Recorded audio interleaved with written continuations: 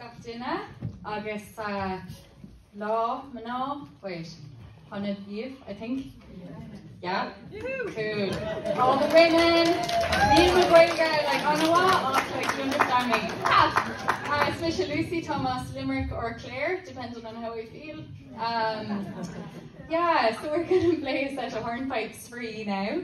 Apparently, you don't have to be that good at an instrument to teach a tune. This is what I learned this year. So I taught this hornpipe to the class, the first one. It's by Bernie Flaherty, who's a flute player and a teacher from Boyle in North Roscommon. Some of you probably know him.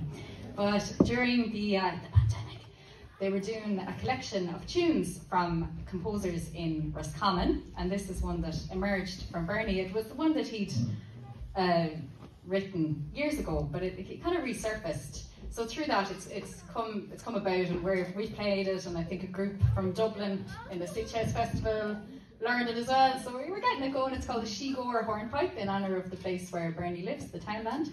And the second one is a well-known one called The Road to Boyle, or the Wicklow Hornpipe. I hope you enjoy